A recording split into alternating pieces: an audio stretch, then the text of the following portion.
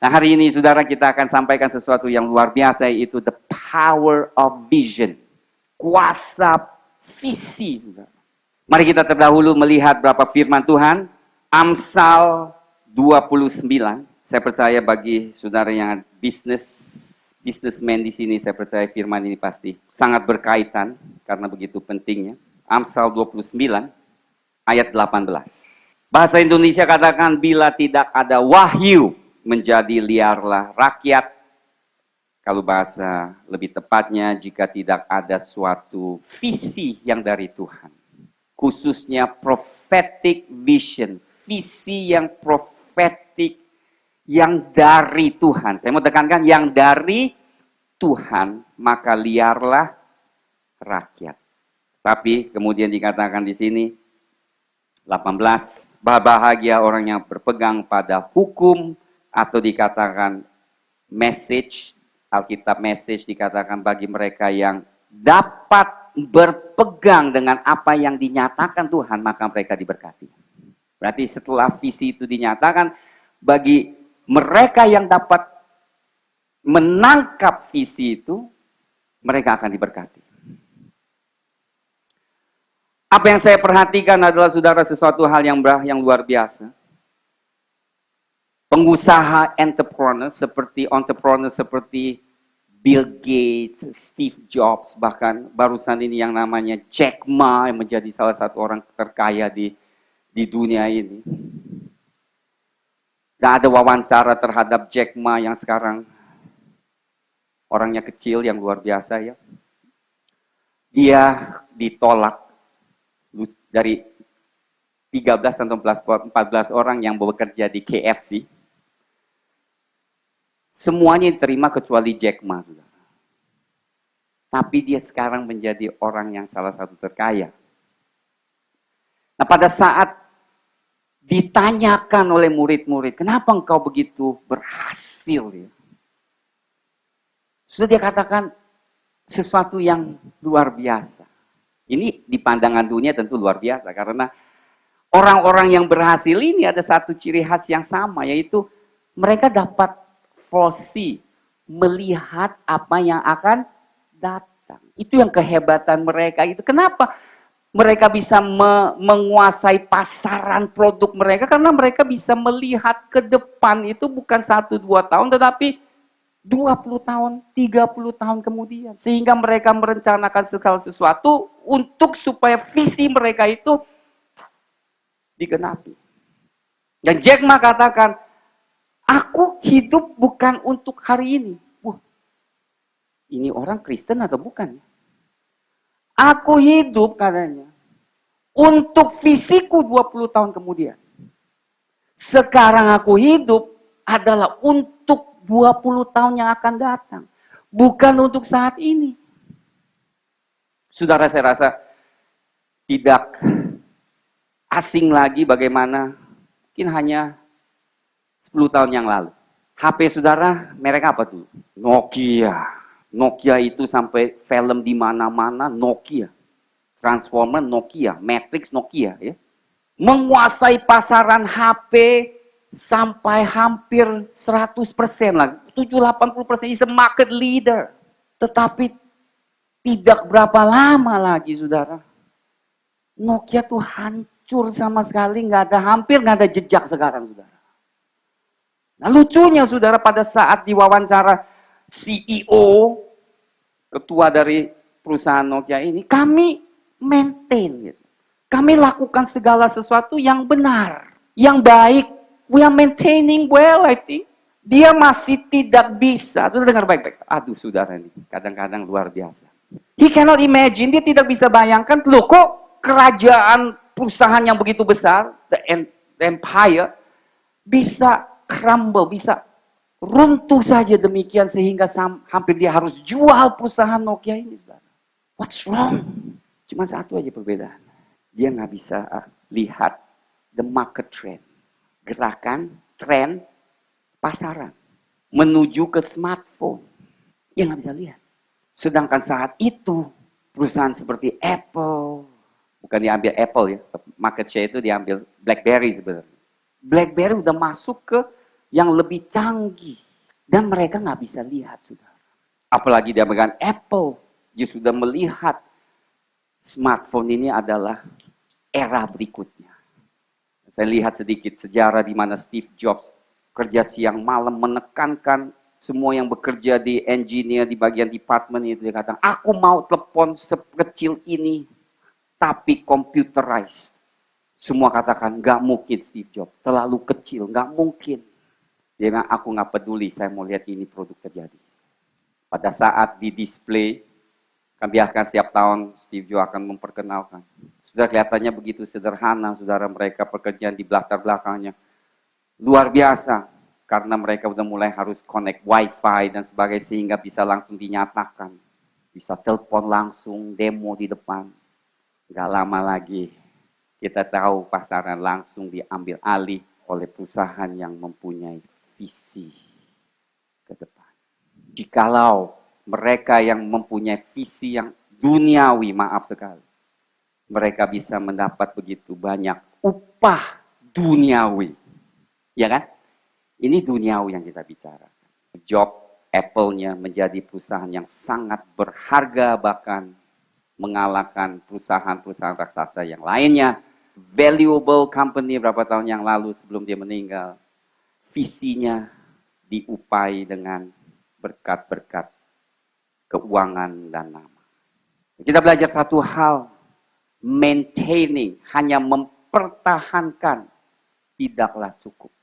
Sebab hanya mempertahankan dua perusahaan, BlackBerry dan Nokia akhirnya bangkrut, dan mungkin generasi berikut anak saudara nggak kenal apa namanya Nokia, itu hanya 10 tahun saja, 15 tahun.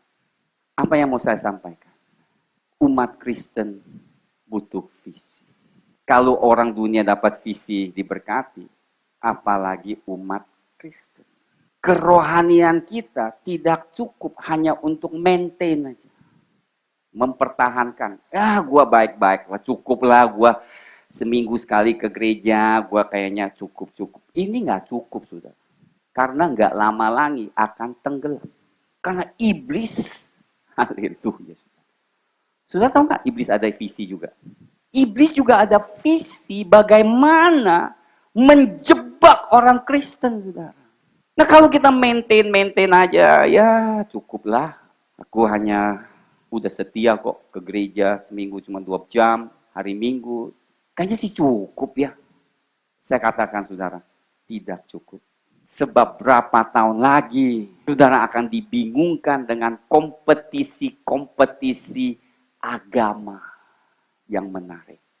Yang menjanjikan banyak hal, tetapi tidak akan terwujud, saudara. It's not enough to maintain. Nggak cukup, saudara, hari Minggu saja datang ke gereja. Tidak cukup hanya datang sekali-kali di hadap hadirat Tuhan, saudara. Saat ini, we need radical Christians. Kita butuh Kristen yang radikal. Radikal apa sih? Banyak orang nggak mengerti. How to be radical. Oh berarti aku marah-marah, ya aku nyatakan. Bukan, radical itu adalah, radical is to live according to God's word. Hidup di dalam firman Tuhan. Dengan sungguh-sungguh setiap saat, sudah. That's called radical. Tidak kompromi, is radical. Berdoa sungguh-sungguh, radical. Taat akan perintah Tuhan, radical. Radikal namanya, sudah. Bukan agama, bukan ritual, tetapi kehidupan di dalam Kristus. Amin, saudara. Saya katakan, Paulus radikal. Tuhan Yesus radikal. Murid Tuhan Yesus semua radikal. Gak ada yang gak radikal. Orang yang sungguh-sungguh cinta Tuhan boleh katakan radikal. Saudara tahu gak? Yohanes Pembaptis lebih radikal lagi. Kenapa saya katakan radikal? Karena dia berani tegur pemerintahannya. Dikatakan, adalah salah engkau menikah dengan adik iparmu. Saudara, gara-gara perkataan itu, saudara, kepalanya dipenggal. Radikal nggak? Radikal. Ahok radikal nggak? Saya rasa radikal tuh orang.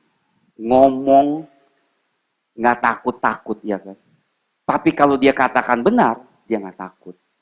Kalau dia sebagai orang Kristen dan dia bukan pendeta, udah radikal, apalagi kita.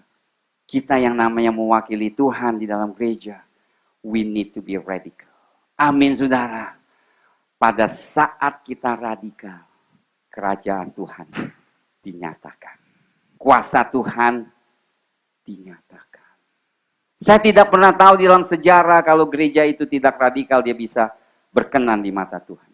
Sesuatu perubahan yang dahsyat, baik di dalam kehidupan, di masyarakat, negara, saudara, kota atau negara adalah kehidupan orang Kristen yang radikal. Yang berani menyatakan kebenaran, tidak terbelenggu oleh adat istiadat yang membelenggukan. Semua orang mempunyai adat istiadat. Pada saat kita lahir kita ada adat istiadat. Kadang seringkali adat istiadat itu tidak sesuai, saudara, dengan firman.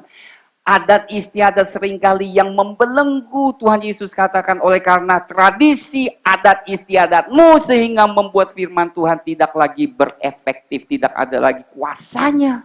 Farisi dan Sadusi bisa mengenal firman dengan baik, tapi tidak berarti bahwa mereka hidup radikal bagi Allah. Saudara mau radikal? Visi ini akan mendatangkan radikal. Suatu perubahan di dalam hidup. Saudara lihat, setiap hamba Tuhan mempunyai visi surgawi. Musa, apa visinya? Bebaskan umatku. Ya kan? Cuma satu visi, satu perintah. Tuhan katakan, kau pergi ke Mesir, bebaskan umatku. Sampai ke Firaun, Firaun bebaskan umat Tuhan. Gampang banget ya. Nggak banyak, saudara, nggak banyak khotbah. Bebaskan umatku. Keluar dari Mesir. Seumur hidup dia cuma satu visi. Dia berjalan di visi yang Tuhan berikan. Bebaskan umatku.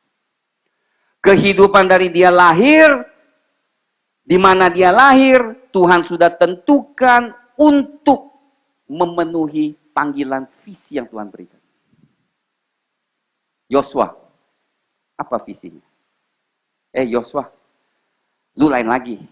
Umat Tuhan sekarang lu dibebaskan. Duduki tanah perjanjian. Seumur hidupnya, dia hanya memikirkan visi Tuhan bagaimana menempatkan tanah perjanjian. Luar biasa, sudah. Anak Tuhan yang penuh visi, ada tujuan hidup. Amin, saudara. Ada tujuan mau kemana. Nggak membingungkan seperti ada dari antara saudara. Entar kiri enggak kanan, mundur kiri kanan. Ya kan, muter-muter. Kemana ya gue ya?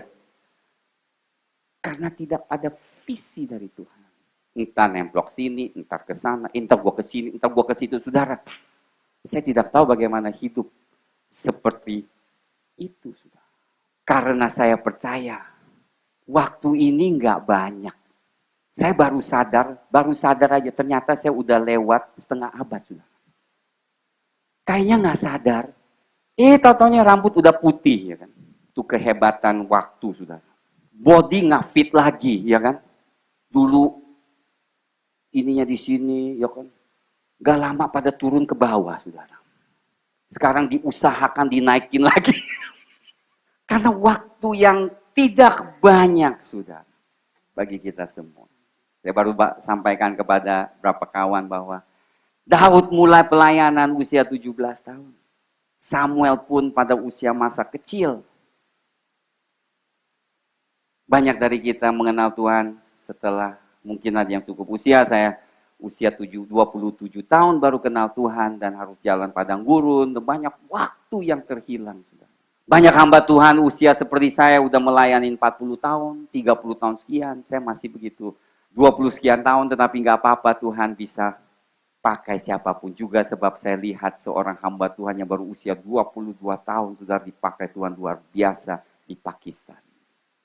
Mukjizat Tuhan terjadi.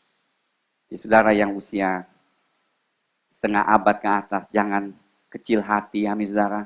Kalau saudara mau sungguh-sungguh, Tuhan tetap bisa pakai saudara dengan luar biasa. Amin, saudara. Kuncinya, apakah saudara punya visi? Do you have the vision? Mari kita lihat satu firman Tuhan lagi. Habakuk pasal 2, ayat 1. sampai ayat 3. Aku mau berdiri di tempat pengintaianku dan berdiri tegak di menara. Aku mau meninjau dan menantikan apa yang akan difirmankannya kepadaku dan apa yang akan dijawabnya atas pengaduanku. Habakuk berarti dia sedang menantikan Tuhan di sebuah tempat.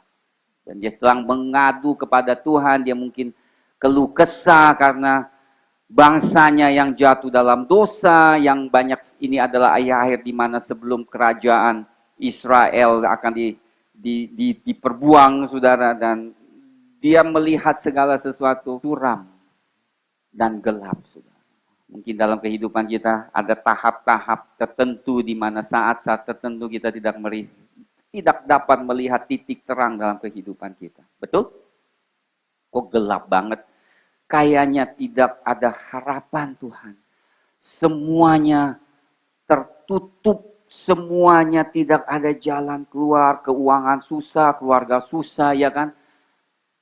Harga naik, saudara.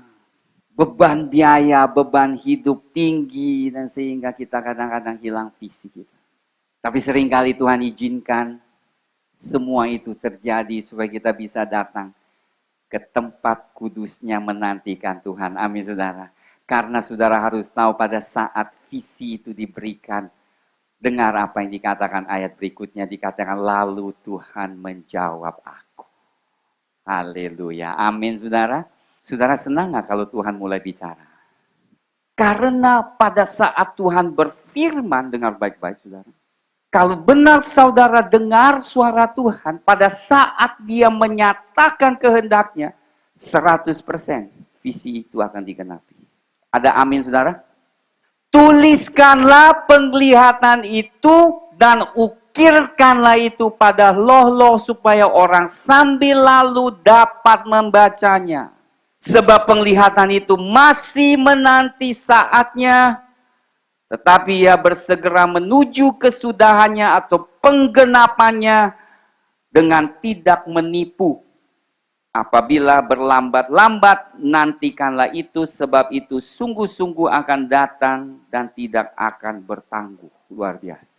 Habakuk diperintahkan Tuhan, kau lihat visi ini nanti. Sebab banyak dari kita udah lihat visi pasti lupa.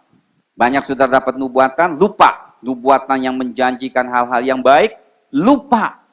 Dan Tuhan tahu kita kadang-kadang lupa. Makanya saudara kalau terima suatu yang baik dari Tuhan, visi yang dari Tuhan, Tuhan nyatakan dalam hidup saudara. Pada saat saudara berdoa, Tuhan bicara, tuliskan itu. Amin, saudara.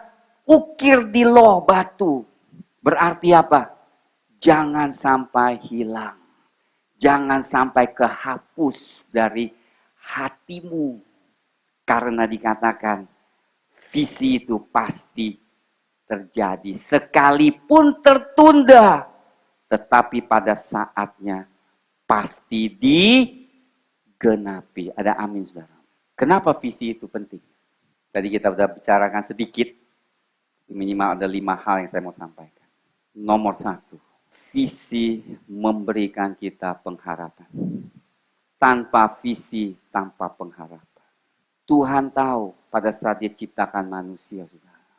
Kita kalau nggak ada harapan, kita tidak ada arti hidup. Kita susah melangkah, saudara.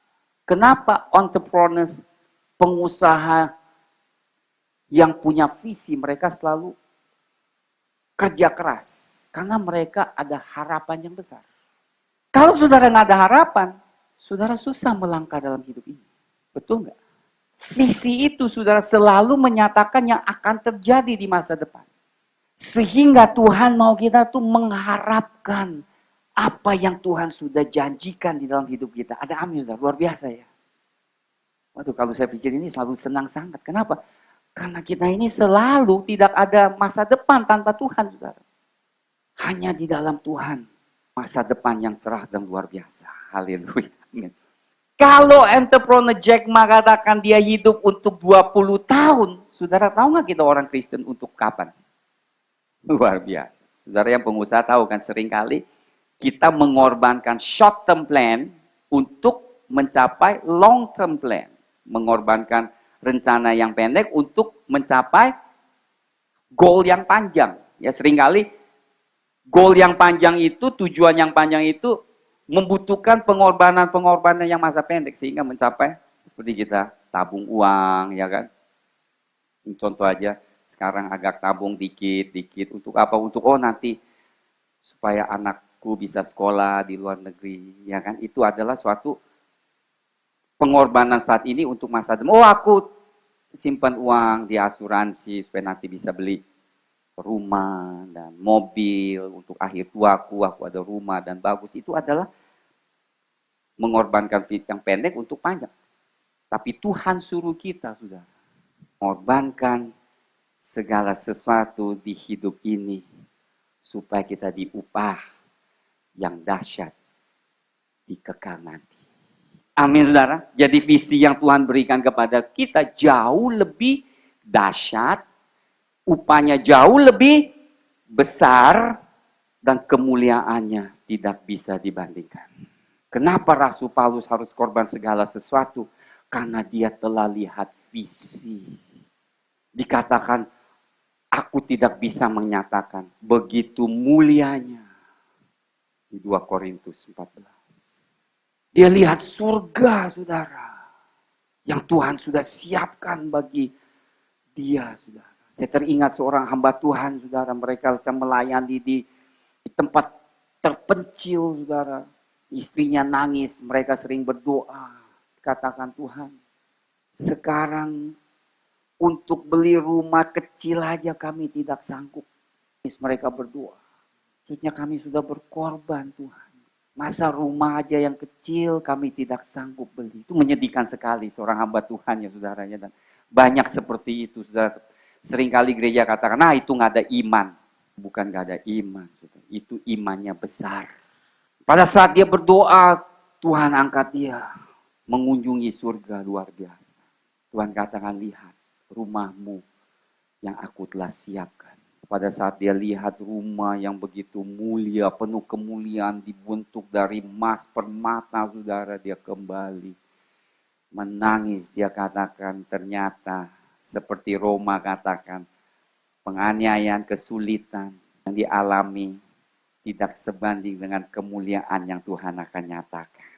Ada amin, saudara. Rasul Paulus melihat, tanpa visi tidak ada pengharapan. Apa visi saudara? Apa yang Tuhan telah berikan kepada saudara? Sudah saya kasih tahu, Abraham. Tuhan Yesus katakan di Yohanes pasal 8, mari kita lihat Yohanes pasal 8, luar biasa. 56, Abraham katanya, Bapakmu bersukacita bahwa ia akan melihat hariku. Dan ia telah melihatnya. Dan ia bersukacita. Abraham ada di mana? Kitab mana? Kejadian. Tuhan Yesus di mana? Perjanjian baru. Berapa tahun kira-kira? 3.000 tahun lebih, saudara.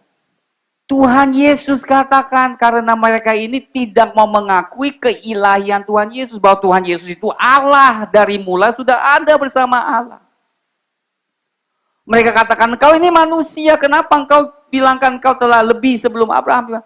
Tuhan katakan, Abraham bapamu yang kau hormati, engkau adalah anak cucumu, dia udah lihat gua. Lihat hariku. Dan ia telah melihat dan ia bersukacita. Berarti Abraham pada saat hidupnya dia sudah melihat kekekalan, saudara. Dia sudah melihat rencana Tuhan. Dia melihat salah satu anak cucunya Tuhan Yesus akan menjadi juru selamat dunia. Bayangkan seorang ayah. Kalau saudara sebagai ayah mendapat visi bahwa pada satu hari ketika anakmu akan menjadi seorang Perdana Menteri, Presiden, ya kan saya nggak tahu apalah ya. Bagaimana saudara? Waduh, anak gua akan jadi menteri, akan menjadi seorang yang luar biasa dihormati. Bagaimana saudara? Pasti mengharap dan mendidik anak itu sesuai dengan visi yang Tuhan telah berikan. Apa sih sebenarnya Abraham lihat, saudara? Tahu nggak apa yang Abraham lihat? Saya kasih tahu salah satu yang dia lihat. Dia lihat kematian, dan kebangkitan Tuhan Yesus. Oleh sebab itu, saudara, dengar baik-baik. Kenapa patriark, nenek moyang zaman Abraham, Ishak, Yakub, termasuk Yusuf, ngotot untuk dikuburkan di Gua Makpela? Sudah tahu? Kalau saudara baca Kejadian, Ishak bilang sebelum dia meninggal ke anak cucunya, jangan lupa, kuburkan aku bersama Abraham di Makpela. Kemudian siapa?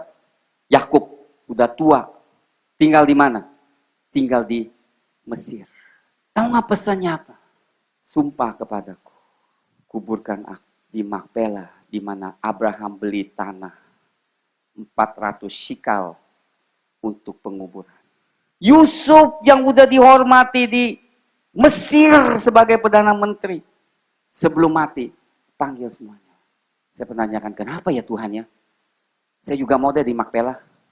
Saudara tahu kan? Dengar saudara tahu. Ingat gak kalau kita ke Yerusalem? Ada tempat kuburan yang mahal banget.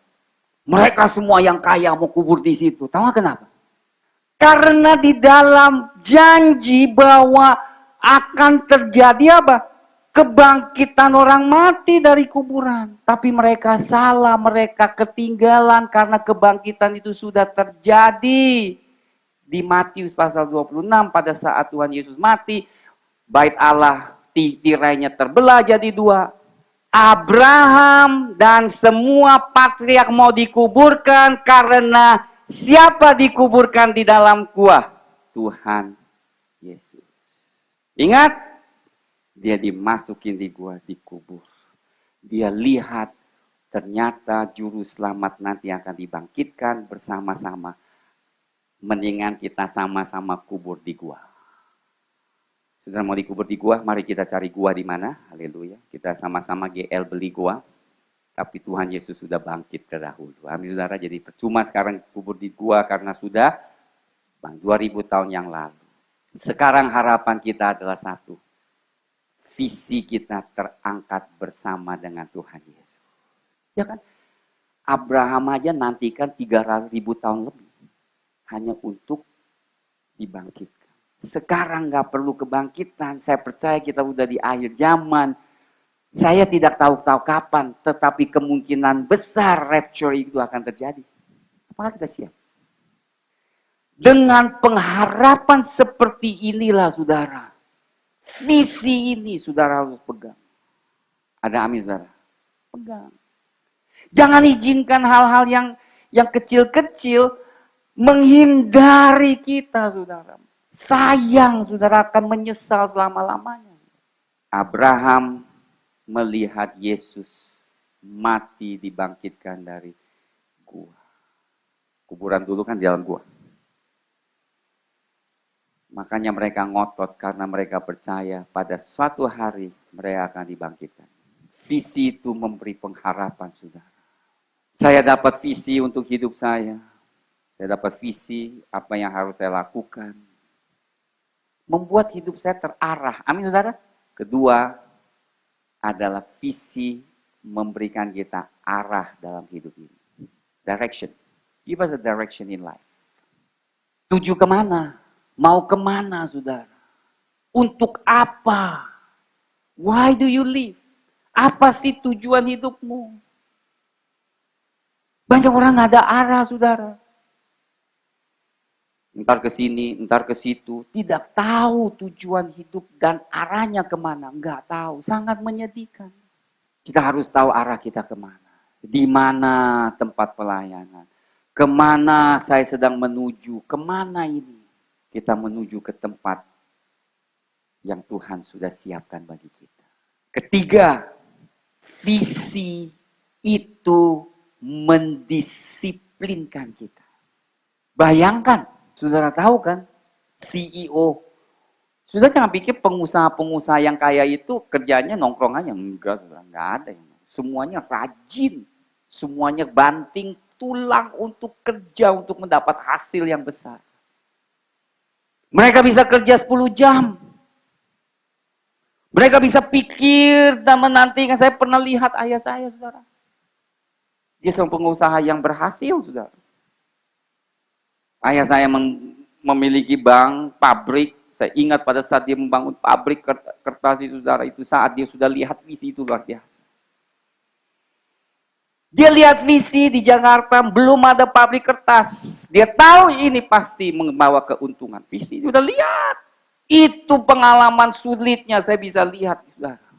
Investasi, kekurangan uang udah cukup ada, tapi dia mau masuk satu bidang yang baru karena dia belum pernah masuk di bidang ini. Tapi dia percaya karena dia tahu ini visi pasti digenapi. Saya suka ketekatan dia, saudara, yang saya belajar.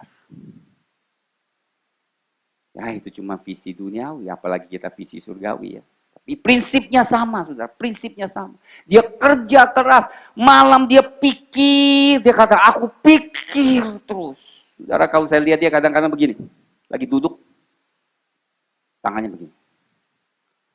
Ternyata ini kalkulator, saudara. Lagi hitung, dan dia berhasil. Lewat segala kesulitan, dia berhasil.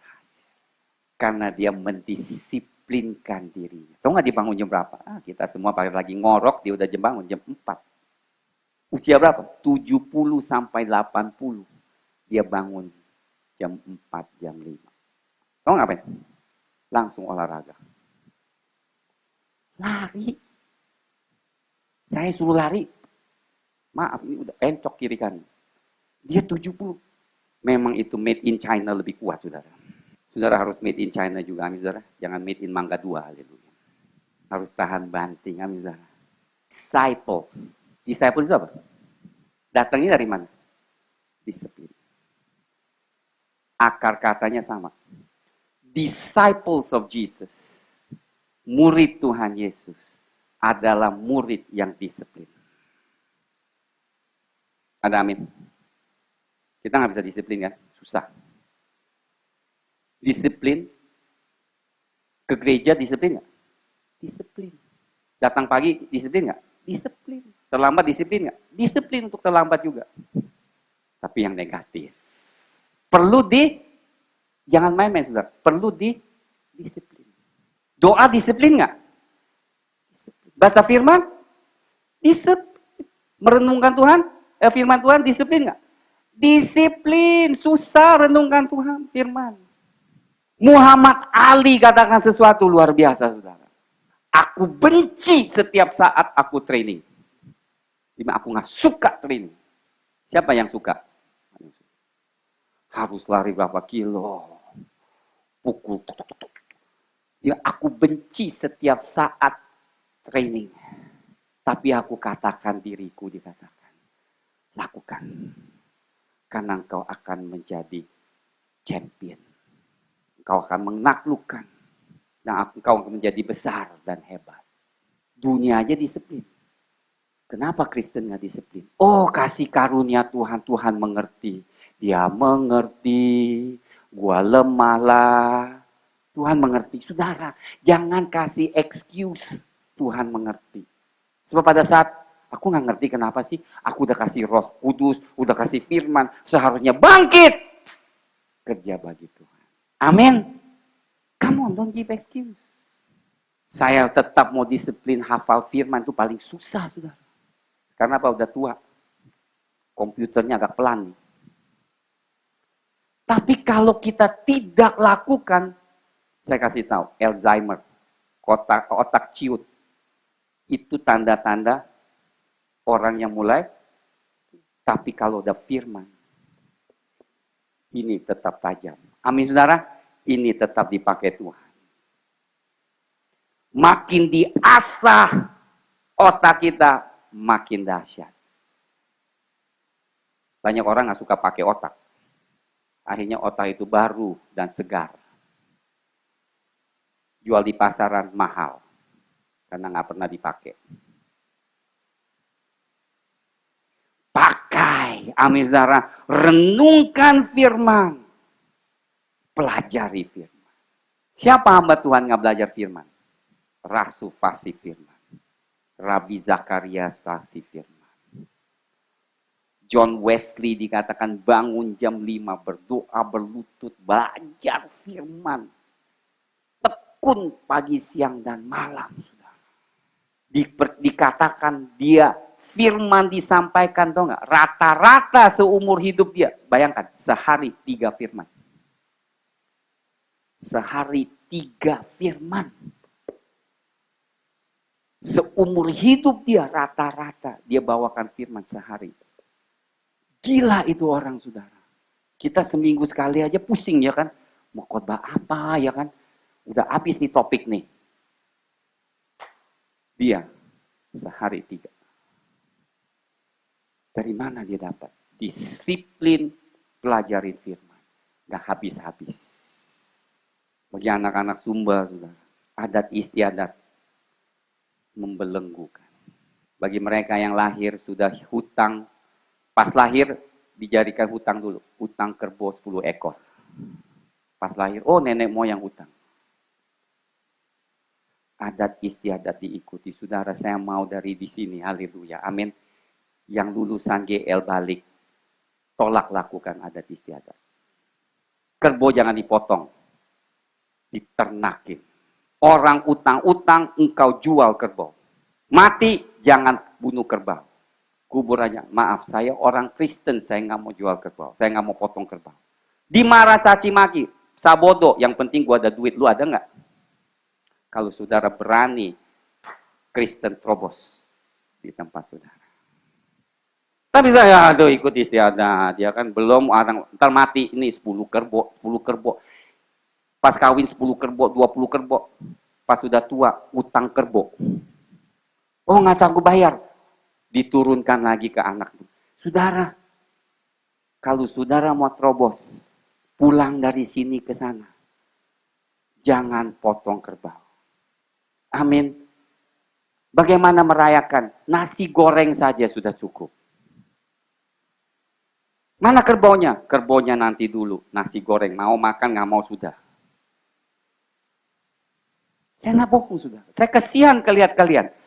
Saya kasihan kenapa adat istiadat itu membelenggu sehingga nggak bisa bangkit. Uang sekolah nggak bisa bayar, tapi kerbau bisa. Ayo. Amin. Kristenan bukan hanya percaya beriman, saudara, ada tindakan supaya terobos. Amin. Breakthrough. Siapa yang mau balik ke Sumba? Belum balik, takut balik sekarang. Karena udah diberikan amanat agung dari GL. Siapa yang mau balik Sumba? Oh nggak ada yang mau balik. Oh ada balik, puji Tuhan. Jangan lakukan adat istiadat. Menurut Dina katanya, pendetanya juga ikut adat istiadat. Ternyata pendetanya pasti utang kerbau juga. Oke, ketiga. Mari yang ketiga, visi mendisiplinkan kita lihat 1 Korintus 9 ayat 26-27. 1 Korintus 9, 26-27. Lihat, apa Rasul Paulus katakan? Mari kita baca. Ada 2 hal tadi, poin yang kedua dan ketiga di 1 ayat. Sebab itu, aku tidak berlari tanpa tujuan, dan aku bukan petinju yang sembarangan saja memukul, tetapi aku melatih atau mendisiplin, ya, ini melatih bisa kata mendisiplinkan tubuhku dan menguasainya seluruhnya, supaya sesudah memberitakan Injil kepada orang lain, jangan aku sendiri ditolak. Dalam 2 ayat ini kita bisa lihat, saudara, yang pertama dia berlari. Kenapa dia katakan berlari? Kenapa dikatakan dia jalan? Bukan dia berlari secara fisik, tapi dia berusaha penuh, rajin, tekun melakukan kehendak Tuhan. Melari mencapai Tuhan panggil dia, dia lari, dia berusaha menangkap Tuhan Yesus. Karena Tuhan Yesus selalu lari lebih cepat, dia berusaha. Dan aku bukan petinju sembarang saja memukul, berarti dia pada saat dia berperang rohani, dia tidak sembarangan pukul angin, dia tahu siapa yang dia harus hantam. Jelas visi dia, saudara.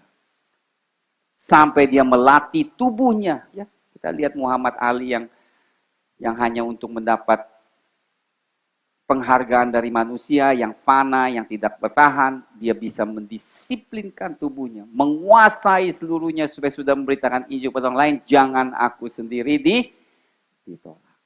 3 poin hari ini. Pertama, apa dikatakan? Visi memberi pengharapan.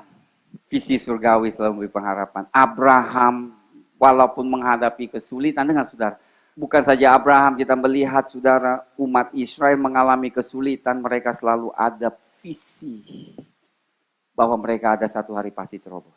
Pengharapan itu penting, saudara. Saya kasih tahu, di neraka nggak ada pengharapan sama sekali. Kalau saudara katakan hopeless, hanya satu tempat yang hopeless, neraka. Selama saudara hidup, there is hope in Christ Jesus. Di dalam Yesus. Kedua, visi memberi kita arah. Tadi seperti yang 1 Korintus katakan. Bukan tanpa tujuan. Tetapi ada arah. Paulus harus kemana dia tahu, saudara. Dia harus mengelilingi dan akhirnya dia harus ke Roma. Itu adalah arah yang Tuhan atau Roh Kudus sudah pimpin. Di mana dia harus menginjil, di mana dia harus membuka gereja, semuanya ada arah. Semua dipimpin oleh Roh Kudus. Dan ketiga, visi itu mendisiplinkan kita. Saudara kurang disiplin, mungkin saudara tidak punya visi. Mari kita bangkit berdiri, saudara. I have a destiny. I have a destiny. Aku mempunyai tujuan yang aku harus genapi. Tujuan itu ada di sebuah kota di atas bukit. Dan tujuan itu bukan suatu harapan yang kosong. Karena saya tahu saya dilahirkan pada saat ini. Amin. Jadi kita lahirkan ada tujuan yang Tuhan sudah berikan. It's a wonderful song, ini ada arti yang luar biasa. Berikutnya, sebelum dunia dijadikan, Tuhan telah tentukan, predestined me untuk berjalan melakukan semua pekerjaan yang Tuhan telah berikan. Jadi Tuhan sudah tentukan segala sesuatu dalam hidup kita supaya kita genapi panggilannya. Menjadi bagian dari sejarah untuk menyiapkan mempelai wanita di dalam kekekalan. Luar biasa lagu. I have a destiny. Lagu lama, lagu tua, klasik, haleluya, tapi artinya bagus. Mungkin pada saat Esther di Alkitab dilahirkan dengan begitu cantik dan dia dipilih menjadi ratu. Saya yakin dia tidak sangka bahwa semua yang terjadi ada tujuan Tuhan di dalam hidup. Mordekai pamannya katakan, pada saat dia sedang bergumul apakah dia harus temu dengan raja, Mordekai katakan, siapa tahu engkau lahir saat ini untuk tujuan yang penting.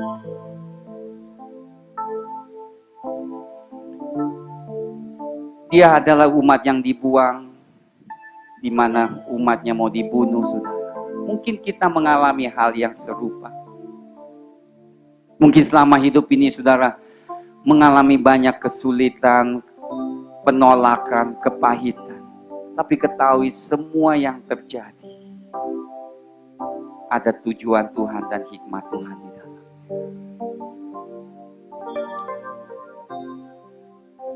Kalau saudara mengalir di dalam Tuhan, berdoa dan menantikan, saudara akan melihat visi Tuhan. Oh, ternyata semua yang terjadi ada tujuan tertentu. Saudara, pada saat Tuhan lihat, karena dia sudah lihat juga. Dengar saudara, kadang kita nggak bisa melihat, oh Tuhan mungkin sebelum saya lahir baru Tuhan belum lihat. Tuhan lihat semuanya yang terjadi dalam hidup. Dia tahu kok, saudara dia lahir di mana, saudara harus alami apa. Tapi kita pikir itu bukan Tuhan. Itu Tuhan. Diizinkan semua terjadi. Supaya rencananya dapat digenapi di dalam hidup saudara. Oh, what a wonderful God. Oh, Rada Basyakara. Siang hari ini kita mau. Kita datang dari berbagai latar belakang saudara. Tetapi satu tujuan. Satu Tuhan yang memanggil.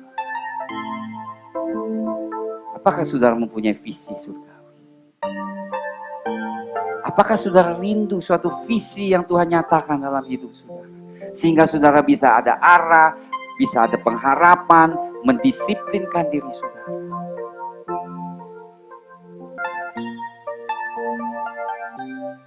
Saya mau saudara sendiri doa satu. Tuhan, kalau saudara rindu visi ini, Tuhan berikan visi dalam hidup saudara. Supaya hidup saudara ada tujuan, ada pengharapan. Angkat tangan saudara dan saudara doa. Saya mau doakan.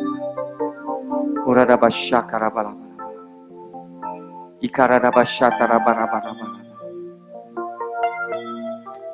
Uradabashakarabalaba. Oh, terima kasih Tuhan. Oh, urapan Tuhan turun di atas kami Tuhan. Berikan kami visi yang Kau telah tentukan sebelum dunia jadi. Sebab kami tahu Tuhan, hidup kami bukan sia-sia. Hidup kami bukan kebetulan. Tetapi Engkau sudah rancangkan semua yang terbaik bagi kami. Sekalipun kami mengalami masalah-masalah, bahkan salah langkah, tetapi haleluya. Urada bersyukur. There's anointing. Urada bersyakar. Urada bersyukur. Semua kesalahan sudah dihitungkan oleh Tuhan. Tapi jangan buang waktu lagi.